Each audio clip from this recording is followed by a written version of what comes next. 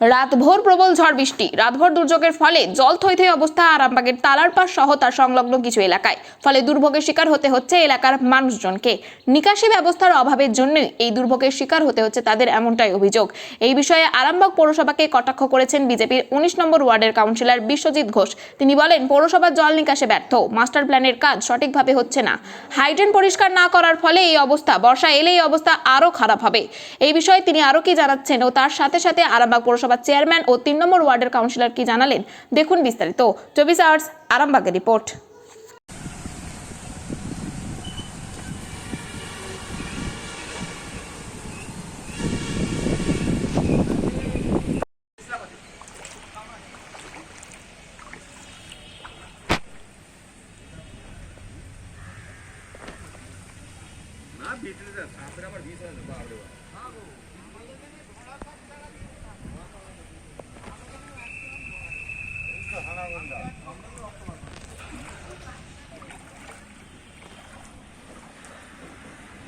অনেক কমেছে, আমি যাই না, আমি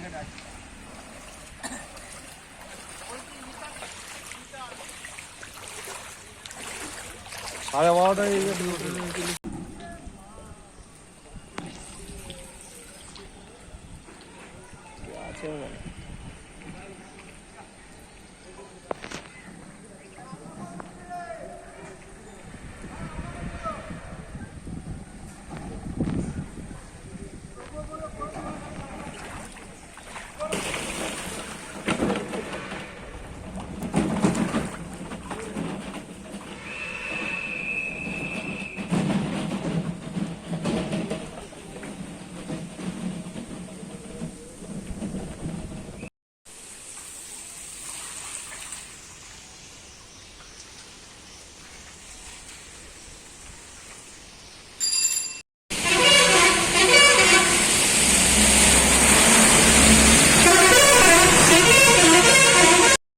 ওয়ার্ডেই গতকাল রাত্রে প্রাকৃতিক দুর্যোগে যেই জায়গার নিচু এলাকাগুলো জলে ভর্তি হয়ে গেছে। কারণ এটা একটাই কারণ, পৌরসভা ব্যর্থ।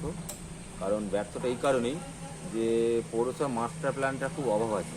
কারণ আমরা বারবার বলেছি যে আরামবাগ শহরে নগরে যে কটা ড্রেন আছে, ড্রেনগুলোকে সাফাই করতে হবে, পরিষ্কার করতে হবে, এবং যেই জায়গাগুলো জল জমে আছে, জল জমে তার যে মেইন ড্রেন, যেটা জলটা পাস হচ্ছে, বড় বড় যে হাইড্রেনগুলো, সেই জায়গাগুলোকে এমার্জেন্সি পরিষ্কার করতে হবে।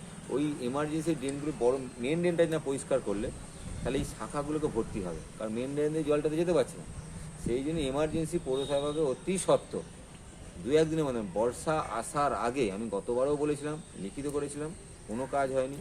এবারও আবার বলছি আপনাদের মাধ্যমে যে এমার্জেন্সি যে বড় বড় যে ড্রেনগুলো আছে, সেই ড্রেনগুলো পুরো ড্রেসিং করতে হবে, এবং যেগুলো কানা দ্বারকেশ্বর যে নদীটা আছে, যেটা খালটা আছে, ওই খালটাকে পরিষ্কার করতে হবে। যেই জলটা এদিক দিয়ে পাস হচ্ছে, ওইটা যতক্ষণ না পরিষ্কার হবে এই সমস্যার সমাধান হবে না, সমস্যাটা আরও বাড়বে। কারণ এই পরিস্থিতি দেখছেন, এরপর হচ্ছে আরও বৃষ্টি হলে আরও বাড়বে।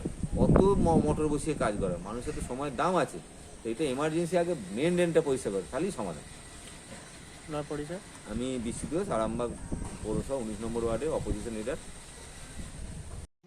যেগুলো লো ল্যান্ড সেখানে জল জমে প্রতিবারই আমরা একসাথে কাটিয়ে দিই, তো 8 ঘন্টার মধ্যে ওখান থেকে জল নেমে গেল। বিজেপি কাউন্সিলর বিশ্বজিৎ ঘোষ দাবি করছে যে এই বিষয়ে আরামবাগ পৌরসভা ব্যর্থ। এই বিষয়ে কি বলবেন?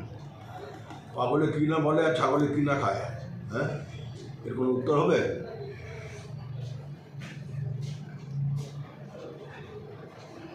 করেছে আমাদের কাউন্সিলর আছে, ও বলে দেবে। 3 নম্বর ওয়ার্ডে যে কথাটা বলা হচ্ছে যে জল জমেছে বলে, বাস্তবিক সেই জায়গাটা লোল্যান্ড, প্রতিবারে যেমন জল জমেছে, তা সত্ত্বেও এবারে নতুন একটা খবর দিচ্ছি, ইন্দিরাপল্লীর বেশ কিছু রাস্তা আমরা আন্ডারগ্রাউন্ড ড্রেন করে দিয়েছি। সেই ড্রেনেতে কোথাও জল ওঠেনি, কিছু রাস্তা আমাদের করতে বাকি রয়েছে। আগামী বছর দেখবেন যে কাজটা হয়ে যাওয়ার পর সেগুলো তার জল জমবে না। আর একটা ভৌগোলিকভাবে 3 নম্বর ওয়ার্ডের ইন্দিরাপল্লী একটি দেখবেন লো ল্যান্ডের মধ্যে পড়ে, তা সত্ত্বেও আজকে 1 ঘন্টার মধ্যে অনেক জল ক্লিয়ার হয়ে গেছে। আর কালকে যে বৃষ্টিটা হয়েছে ওটা মেঘ ফাটা বৃষ্টি। ভারতবর্ষের বিভিন্ন জায়গায় যখন বৃষ্টি হয় দেখবেন উত্তরাখণ্ডে ওই বৃষ্টিতে কিছু করতে পারেনি। প্রকৃতি যদি এইভাবে বৃষ্টি দেয়, সেখানে বিজ্ঞান ব্যর্থ। তো এখানে আমরা কি করি, ঘটনাটা ঘটে যাওয়ার পর আমরা চেষ্টা করি যে যেভাবে হোক মানুষকে সহজ সরলভাবে যাতে জলটা বের করে দেয়, সেই চেষ্টাটা চেয়ারম্যানের নেতৃত্বে আমরা করছি। আর 19 নম্বরের কাউন্সিলর হঠাৎ করে বেরিয়ে যায়, এসে কিছু দেখে আবার ঘর ঢুকে যায়।